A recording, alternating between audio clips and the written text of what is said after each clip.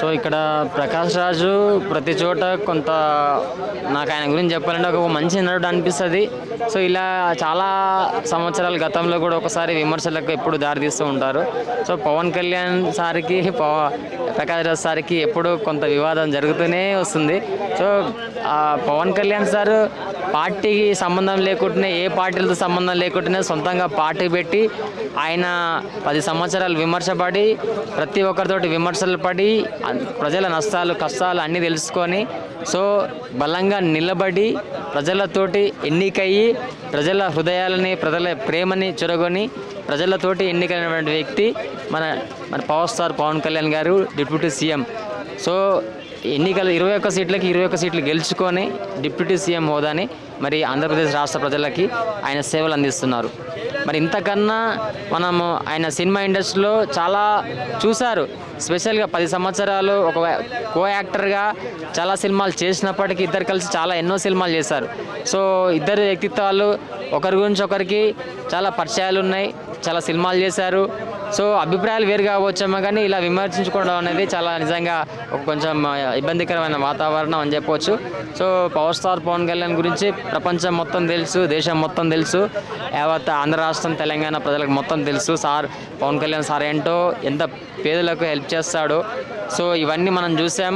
అదే ఇంకొకటి political leader కూడా జనసేన పార్టీ ఒక డిప్యూటీ సీఎంగానే కాక ఒక కామన్ మ్యాన్కి ఏం కావాలి, కామన్ మ్యాన్కి అవసరాలు ఏంటి అన్నీ తెలుసుకొని అక్కడ ప్రజలకి గ్రామీణ ప్రాంత అభివృద్ధి ఒకప్పుడు ఎక్కడో ఉండేది స్థానంలో, ఇప్పుడు నెంబర్ 1 పొజిషన్కి వచ్చింది ఆంధ్రప్రదేశ్లో. సో ఇలా చూసుకుంటే ఆయన చేసినటువంటి ప్రతి కార్యక్రమం కూడా అభివృద్ధి పదంలో దూసుకెళ్తుంది. మరి ప్రకాష్ రాజ్ గారు బీజేపీలోకి మీరు తొత్తుగా మారని చెప్పేసి అంటే, సో దేశంలో చాలా పార్టీలు ఉన్నాయి. సో పవన్ కళ్యాణ్ సార్ పని నచ్చింది ప్రధాని మోడీ గారికి, వాళ్ళతో పవన్ కళ్యాణ్ సార్ తోటి సో పొత్తు పెట్టుకుంటే బాగుంటుందని చెప్పేసి అక్కడ బీజేపీ ప్రజలు అక్కడ ఆయనకు స్వాగతం పలికారు. సో మోడీ గారితో సహా పవన్ కళ్యాణ్ సార్కి మరి స్వాగతం పలికారు కాబట్టి ఆయనతోటి మరి పొత్తు పెట్టుకోవడం జరిగింది. సో ఎన్నికల్లో విజయం సాధించడం జరిగింది. సో అంత మాత్రం దానికే మరి బీజేపీ తొత్తుగా మారడం అనేది నిజంగా ఇది చెప్పుకోదగిన విషయం కూడా కాదు. సో పవన్ కళ్యాణ్ సారి ఒక దేశంలోనే గొప్ప పార్టీగా అవతరిస్తుంది రాను. సొంత విజన్ ఉంది. సో గతంలో నిన్న మొన్న ఒక 3 రోజుల సంది అందరూ చాలామంది సోషల్ మీడియాలో చాలామంది ప్రకాష్ రాజ్ సార్ మీద సో మీరు మాట్లాడిన విధానం తప్పకుండా మీరు క్షమాపణ చెప్పాలి సార్. ఎందుకంటే హిందూ దేవతల మీద ఇష్టం వచ్చినట్టు మాట్లాడడం, మీకు నచ్చినట్టు మీరు మీ మతాన్ని మీరు పాటిస్తున్నారు, లైఫ్ లీడ్ చేస్తున్నారు, ఓకే. కానీ మీరు మరి ఇతరుల మతాలను కూడా తిట్టడం మీకు రైట్ లేదు కదా. సో ఇది కరెక్ట్ కాదు. ఎందుకంటే మీరు సమాజంలో ఎన్నో చూసిన వ్యక్తులు, ఎంతో ఎదిగిన వ్యక్తులు. సో మీరు ఆదర్శమైన వ్యక్తులు, మీరు అలాంటి ఒక గొప్ప వ్యక్తులు. మీరు ఇలా దేవతల మీద, సమాజం మీద, మతాల మీద ఇలాంటి కాన్సెప్ట్ ఇలాంటి మీరు చాలా హిందూ మతాల మీద మాట్లాడడం చాలా అసభ్యకరం సార్.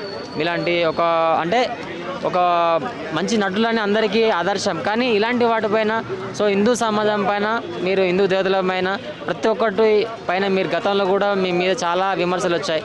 సో ఇలా మీరు చేసిన దానికి తప్పకుండా క్షమాపణ చెప్పాలి సార్. ఎందుకంటే సో మీకు ఏదైనా ఇష్టం ఉంటే మీ మతంలో మీరు చేసుకోండి, మీరు చేయండి. కానీ హిందూ దేవతల పైన మాత్రం మీరు మతాల పైన కానీ ఎలాంటి వ్యాఖ్యలు చేయకండి సార్ దయచేసి.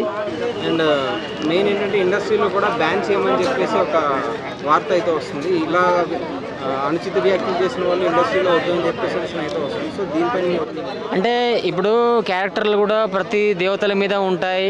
సో రాముడి మీద ఉండొచ్చు, ఆంజనేయ స్వామి మీద ఉండొచ్చు, సో దుర్గా అమ్మవారి మీద ఉండొచ్చు, ఎల్లమ్మ మీద ఉండొచ్చు. ఇలా సో సమాజం అంటేనే హిందూ మతం, హిందూ దేశం మనది, భారతదేశం దేశం అంటేనే హిందూ దేశం మనది.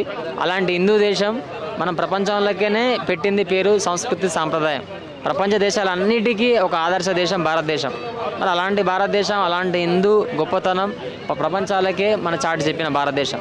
మరి అలాంటి మతాన్ని పట్టుకొని మరి కించపరిస్తే దేశంలో ఉన్నది 70% 80% పీపుల్ మరి హిందువులే ఉన్నారు, హిందూ మతమే ఉన్నది. సో మరి అలాంటప్పుడు ఖచ్చితంగా వ్యతిరేకత ఉంటుంది.